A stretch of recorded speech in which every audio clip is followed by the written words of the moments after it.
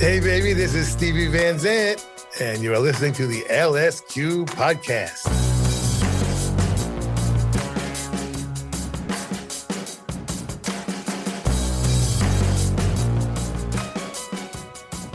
Hey, it's Jenny LSQ. Welcome to the LSQ podcast.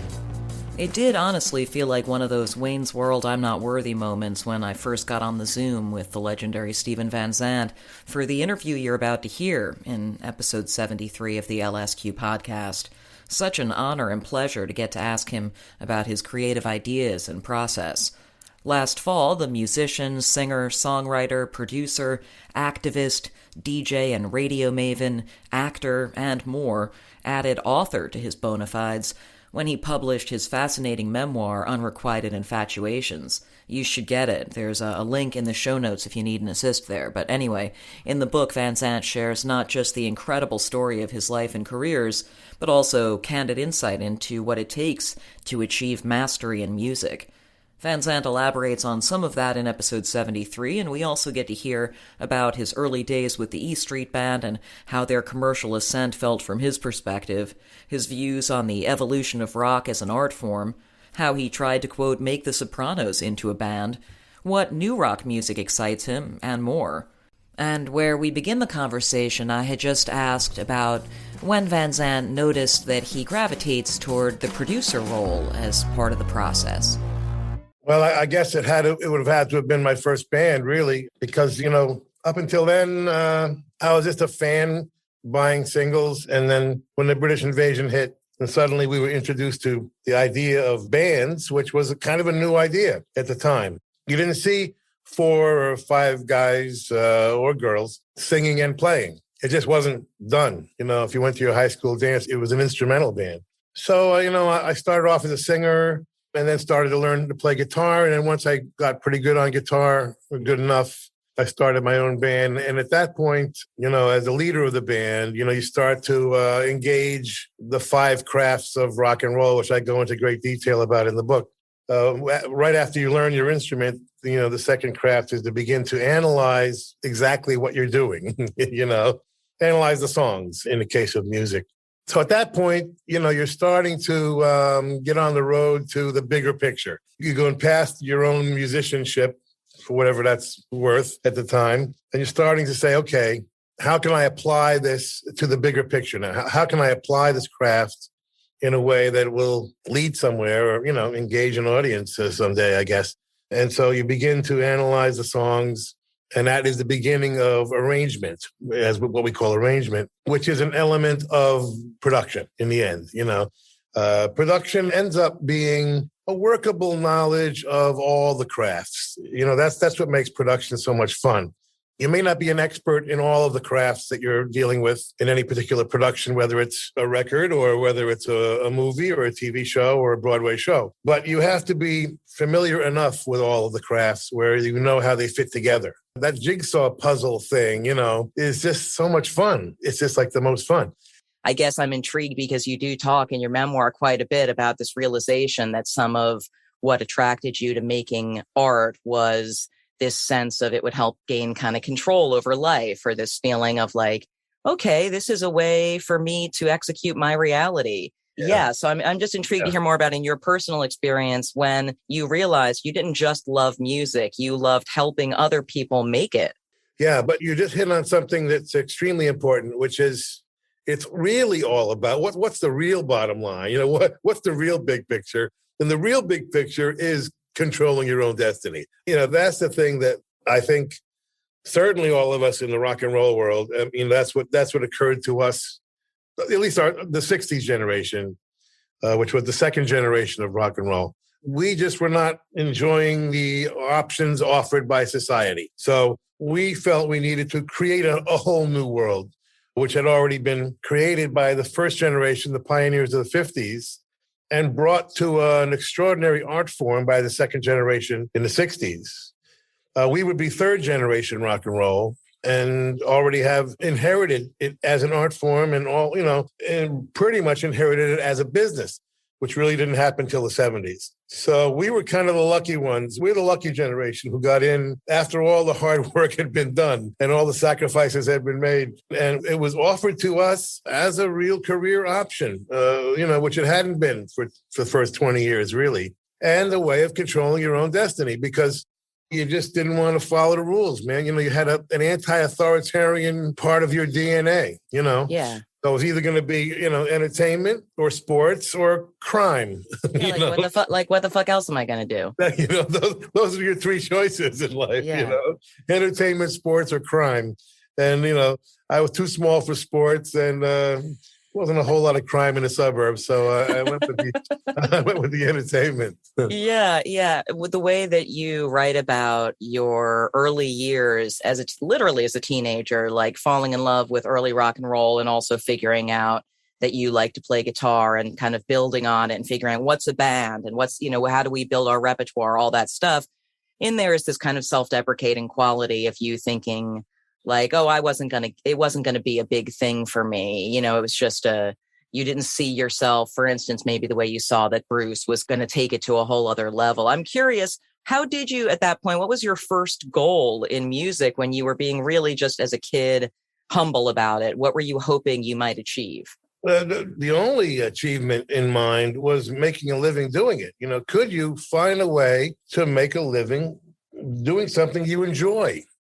That alone was a kind of a new concept, by the way. Totally. It wasn't a given that your life's work would be something you enjoyed.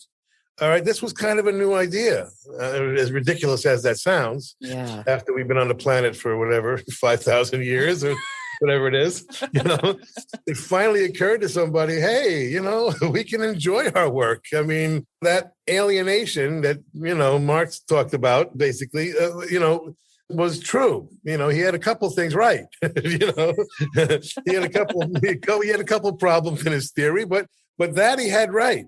And I talk about it in the liner notes of one of my albums. I think it might have been Born Again Savage.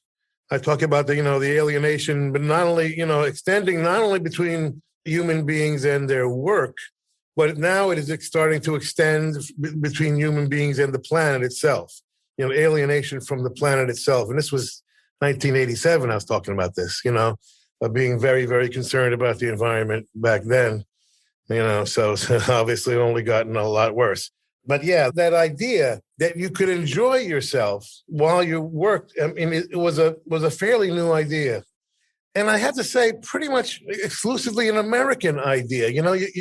It was interesting watching the difference between filming Sopranos here and then Lillehammer in Norway.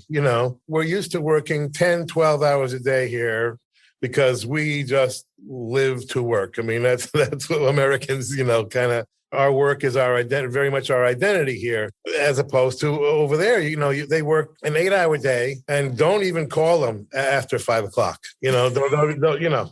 And don't call them on the weekends. And God forbid they're on vacation. I mean, they take that stuff seriously because they separate themselves from, their work and their life. And we tend not to do that. I mean, you can look at it either way, but I personally look at it really, I mean, we are a bit extreme about it. And it was amazing to only work 8 hours was just an amazing feeling.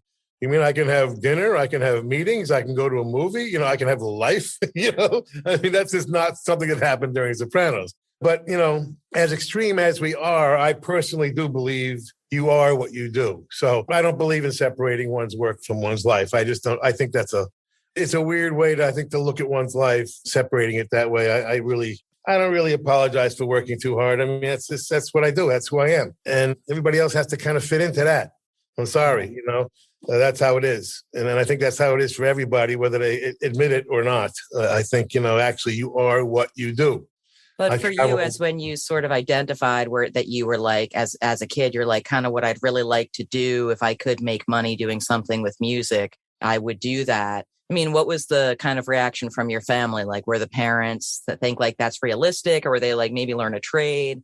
There was horror, That's the only word I can use to describe it. Again, keeping in mind, it wasn't a legitimate business till the 70s. I mean, at first it's just a teenage kind of fun distraction. They weren't too concerned when I'm in my teenage bands in high school. But once you graduated high school, which I barely did, now you start to hit the rough patch of, where we start to define the generation gap.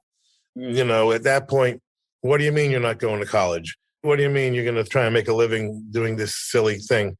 What are you going to be, a Beatle? You're going to be a Rolling Stone?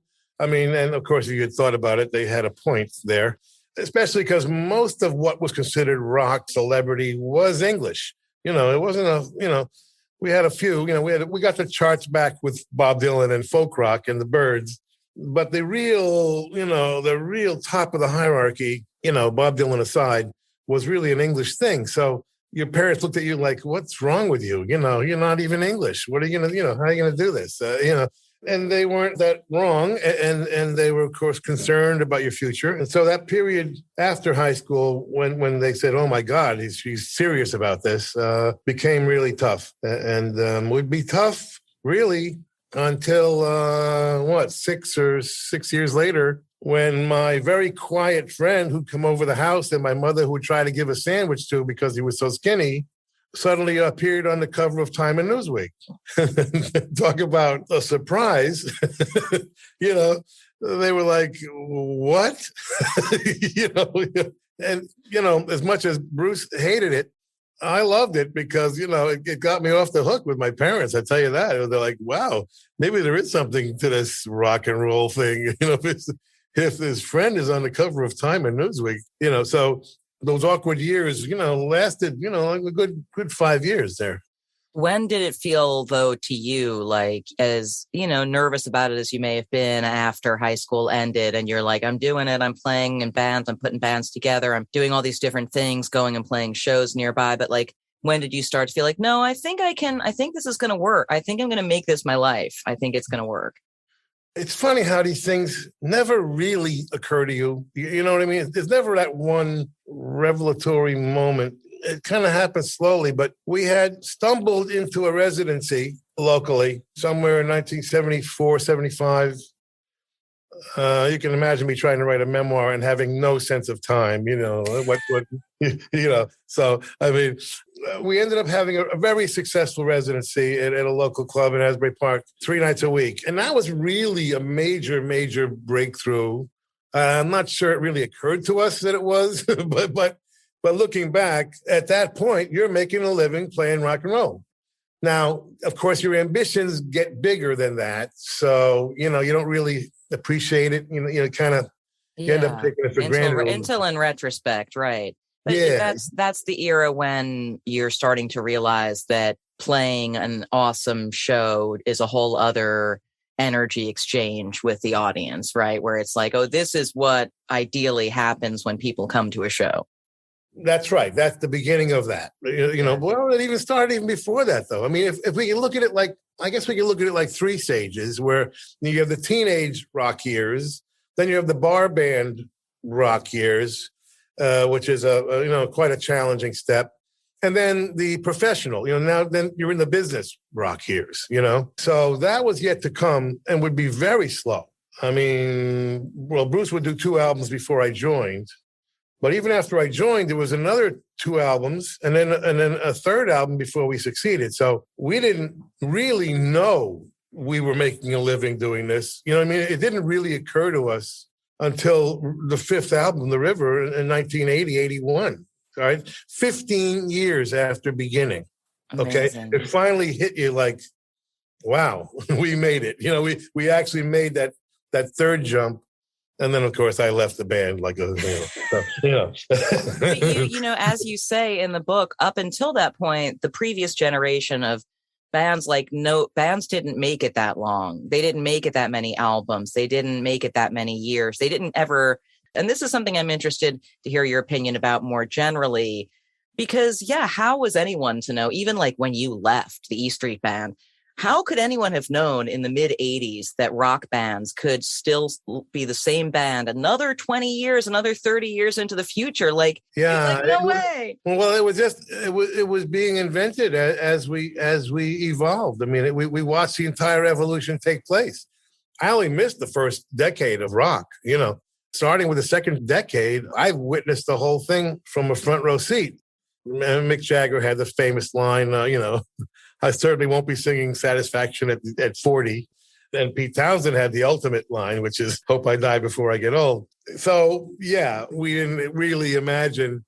But if we sat down and thought about it a little bit, the blues guys were old and still doing it. And some of the pioneers as well, I mean, we just lost a few of the pioneers recently. I mean, Chuck Berry and Little Richard. I mean, Jerry Lee Lewis is still with us. It's incredible when you think about it. So if we looked at it like that, once we adjusted from rock and roll being a teenage distraction and actually recognized that it turned into the art form of rock, which now takes its place with the art form of blues and the art form of, rockabilly and art form of soul and, all the other major genres of the world, and isn't just a teenage pop sort of disposable type of genre, If we thought about it in that sense, then it wouldn't have been that surprising that we're going to be around 50 years from now. But having said that, I'm certainly glad the Rolling Stones are still managing to go, even though, they're down to, 2 original members. That's okay.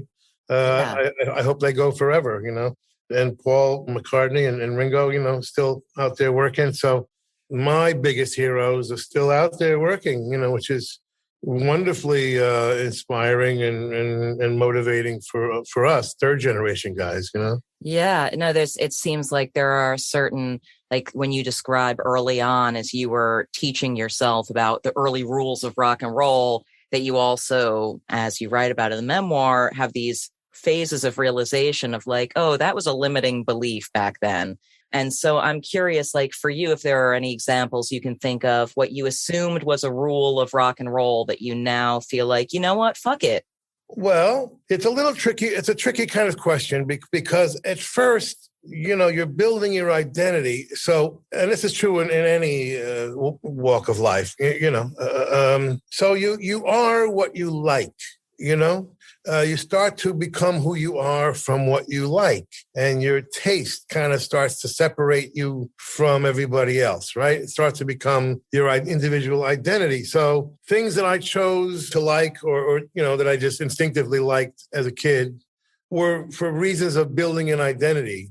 And people I didn't necessarily relate to, such as the Beach Boys, because it was a collegiate sort of thing that I didn't relate to. Or even the Four Seasons, who were more or less like my Italian uncles. Right. Things that aesthetically you're like, no, that's not quite for me. Yeah. Those are the things you start to appreciate later. I mean, I love the Beach Boys now. I love the Four Seasons now. And they were really the only 2 things that even resembling groups when the British invasion hit, right. And they were the only 2 to survive it, by the way, other than soul music. But I didn't relate to them in that direct way that I do now. So, at first you're relating to things that you feel is going to build your own identity. And then later you start to really appreciate things in a more objective way because I don't have to wear a college sweater with a letter on it, to like the Beach Boys, You realize, you know what I mean? It's interesting you write about like having this thing kind of against the keyboard for a minute because you kind of associated it with prog rock. Right. And then you saw where like, then you had a zoom out moment kind of where you're like, no, actually it's not just that. It can be part of this bigger other thing. It's more, this thing that doesn't exist yet. Well, the whole concept of theatricality, of distance, was something that I was very slow to accept and understand. I just saw it as an autobiographical art form up until pretty late in life. I mean, I didn't get the whole glam thing. I didn't get it. I mean, I enjoy it now. I mean, I enjoy show business now, but I didn't like show business when I was young. I wasn't doing it to be in show business. I was doing it for the lifestyle. I was doing it, for other reasons. Other than, look at me, Mom, on stage. I didn't care about that. It was all about this tribe, this tribe of, whether it was the Stones, being missionaries for the blues, or even the Beatles, as successful as they were, as the greatest pop act ever. they still were very much turning you on to soul music, turning you on to Motown songs and Chuck Berry and Buddy Holly. And so they were all sort of missionaries for American music, the entire British invasion in the beginning, turning us on to our own music, because I missed the 50s, so I didn't know it. I didn't know the difference between, I never heard of Chuck Berry. How would I have heard of Chuck Berry? For Bo Diddley or Buddy Holly or Little Richard. No internet. No internet. Yeah. And they weren't on the radio when I was growing up. Muddy Waters. Who would have ever heard of Muddy Waters? So, we owe a great debt of gratitude, obviously, to the British invasion. But more than that, it was just things that you started to learn about later in life as you started to educate yourself, as we all must, no matter what field we're in, whatever craft you're in, you got to educate yourself one way or the other. And the experience, the witnessing the Beatles and other British invasion bands and the phenomena of the band and this kind of gang, group, crew mentality thing was obviously key for you. I'm curious sort of how that ethos of a community, a collaboration, how you've taken what you learned from rock and roll and applied it to all of these other things that you do. I like that idea of the family, I think things are better that way. You get more work done, you get better work done that way. And in the end, it saves time, saves having to explain everything because, you're with people who just understand. I mean, the biggest sort of, it was a little bit of a shock when I got into the acting world, to see how that was a different mentality. They were a little bit more, dog eat dog type of thing, which I really wasn't used to. We have some sort of fun competitiveness in rock music, but not really. We really kind of feel everybody, there's room for everybody, The acting world, not so much. It's like, you get the gig or he gets the gig. You have 12 lines and he has 3 lines, There's a little bit of that thing. And I sensed that almost immediately. And I thought, well, I'm going to try and do whatever I can to, turn the Sopranos into a rock band, And David Chase, I think, had the same kind of mentality because he was in a band himself.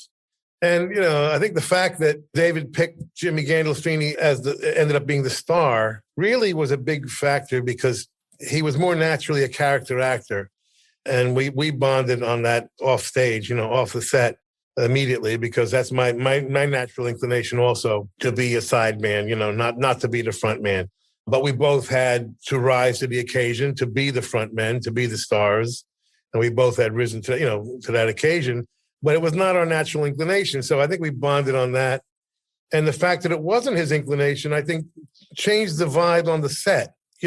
He was not really that kind of leading man diva, He was completely an artist, 100%. And again, coming from that character actor kind of mentality, it made the set a little bit more equal. The different actors started to, we started to become a family. And I think the fact that David Chase picked everybody personally, one by one, it always helps when things are done by one person's vision rather than a bunch of notes from a network, saying, well, you have to cast this one as that one. You have to cast him or her, compromise.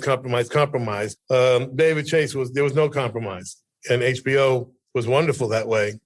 Yeah. Probably the first studio, so to speak, to ever trust an artist to that extent. I mean, it was like, hey, deliver us a show. Amazing, considering that there was no framework for a show like that to succeed before right. it, that it just redefined everything for the potential for an artistically made TV series, with truly an ensemble cast to be just a phenomenon. Yes, and I think it took a struggling sort of network to do that, in a funny way.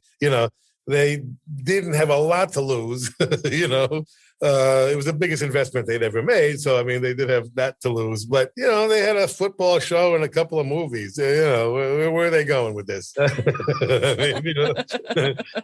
So take a shot, take a shot. And they did. And the thing that David Chase knew and I think learned from the Marty Scorseses of the world, and now has been passed along to me, which is the priority becomes the priority in all of my scripts is the thing that David understood was it's all about character. And this is what very few people making TV right now understand. If you really look at TV right now, and I check out every single show, people don't quite understand that it's really about character is what makes a success.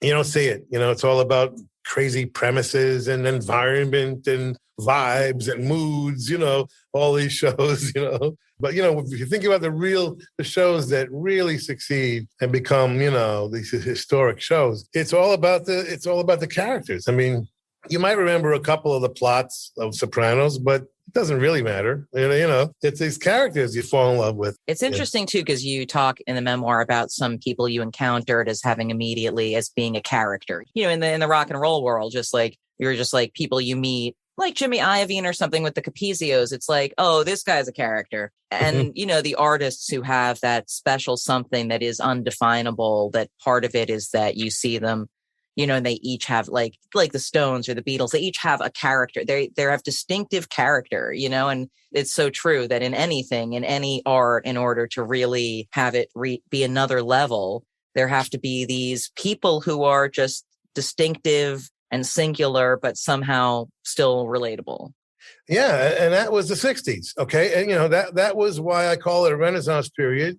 When the greatest art being made is also the most commercial, it's a Renaissance. And the high standards were set by that very thing. Character was important. Identity was important. Uniqueness. Greatness was commercial. You didn't wake up in the morning and say, how can I write a song that's going to sound just like every other song on the radio? That's not what you did. You said, how can I achieve greatness? Because if I can write a great song, it will be a hit. Can you imagine a time like that? No, I was gonna ask if you think that's still possible, or if you think there have been any sort of these Renaissance moments since then. Our society wouldn't recognize greatness if it walked down the street like the character in Ghostbusters. Okay, like that. The Marshmallow guy. The cookie man, whatever he was. We don't have any room for greatness in our culture anymore. Yeah. There's it's just not a thing. It's a shame, because there's no context for greatness anymore. So people wouldn't recognize it, which is what, my whole story. That's why I started my radio show. That's why I started the record company. That's why I started my school curriculum, my music history curriculum, all to remind people what greatness sounds like. There is greatness. There has been greatness in the world. We must make it accessible for future generations, because if all they're doing is dealing with modern contemporary culture, they're never going to get there, especially since our entire society now is run by accountants and bean counters who have no sense of development. Okay. There's no such thing as greatness being born. Greatness is developed. But you remain excited about you hear new stuff, you see new stuff that you get excited about as a fan and as an appreciator of good creative work all the time. And even I'm curious specifically, I know via our SiriusXM connection that you also just launched a new SiriusXM channel that is based on what you've been doing on Underground Garage and derived from that expertise, where it's 1,000 coolest songs in the world. Yeah. Do you have is it just instinctive, or do you have kind of a mental checklist of what makes a song something you mentally set aside for later? Well, they kind of technically stay in rotation. We don't ever take anything out of rotation. We have picked the coolest song in the world this week, every week for 20 years. That equals 1,000. And we've also introduced 1,000 new bands, over 1,000 new bands. So people are still doing it against all odds, in spite of the fact that there's no reward for it whatsoever. It's harder than ever to make a living doing it. There's no rock anywhere near the top 10. I think I just heard a song which really, there's been a couple of exceptions just this past couple of weeks. Coldplay did a song with BTS called My Universe, which is quite exciting. It's a terrific song, a terrific video. It's kind of bringing, feels like rock. and a group called Måneskin from Italy, who have an enormous success. And they are hard rock, on the harder side of rock. So and they cover the Four Seasons. They cover the Four Seasons. They cover Iggy Pop. And I just saw them play live here in New York, and the entire audience was singing along in Italian. So it kind of gives you hope. Yeah. but those are really two enormous exceptions to the rule. And I'm hoping, believe me, that it catches on and rock starts to come back. But the truth is, we're no longer part of the mainstream. We're no longer part of the industry. We're still the biggest thing live, luckily, if we ever get back to being live. But, the last time a rock song was in the top 10, decades. I mean, it's a long time. So the kids who are still doing it, and there's 1,000 bands still doing it, you want to support them even more. It's like, wow, they're doing it purely out of passion. There's no logical reason to be in a rock band, But also for listeners, I can't recommend it highly enough, the book Unrequited Infatuations, not just because it's the story of Steven Van Zandt, but because you learn a lot about the history of popular music in general and of rock music and its evolutions and your expertise on all of it and the way you have of kind of breaking it down and explaining it is, I think for people who don't know much about that early rock history, it's like the perfect context. Well, thank you. No, thank you. I really worked hard, and I told my great editor, Ben Greenman, I said, listen, your main job is I want to keep a balance between three things. I want the narrative, obviously. Yeah, you have to have that. But I want the history because I've only missed the first decade and I have some observations about the history and the crafts that I've been involved with. Because I've been involved with a lot of crafts, so a dozen different crafts that I think if I passed along some observations, it could be useful. And that balance between history, narrative, and craft, I think, was an important way of distinguishing this thing from just a music biography for music people. There's plenty of that in there, like you said. But the first half of the book is sort of that. Local kid from Jersey makes it to the top of rock and roll, and that's great. And I don't mean to sound ungrateful about that. That's a good story in and of itself. But the second half of the book, I think, gets more interesting. It's where the themes start to widen, and you start to realize, oh, wait a minute. This is not just about the music business. This is about a search for identity, a search for purpose, a search for spiritual enlightenment, things that, are a bit more common that I hope people will relate to. Because I think everybody at some point gets disappointed in life. Either it's a failure or their life plan doesn't work out, or just some event where they, suddenly are confronted with disappointment. It's not the disappointment so much, but what you do with it. In my case, when I left the band, it hit me that I didn't just change jobs. I just ended my life.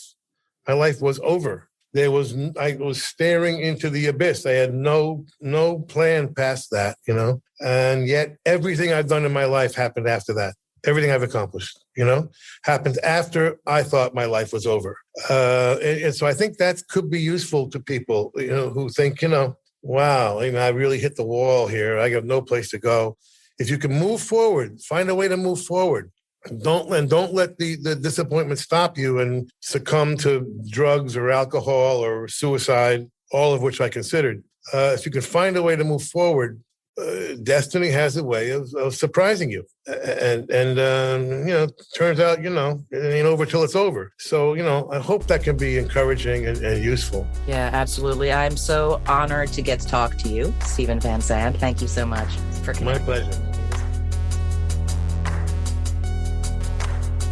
That brings us to the end of episode 73. One final thanks to Steven Van Zandt for taking the time for that conversation.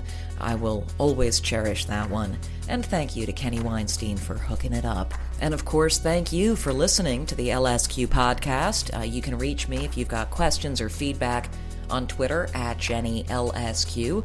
And I'm looking forward to episodes in the next several weeks with Terrace Martin and Kate Laban and Johnny Marr. So please do subscribe if you're not already doing that. And I'll talk to you next time.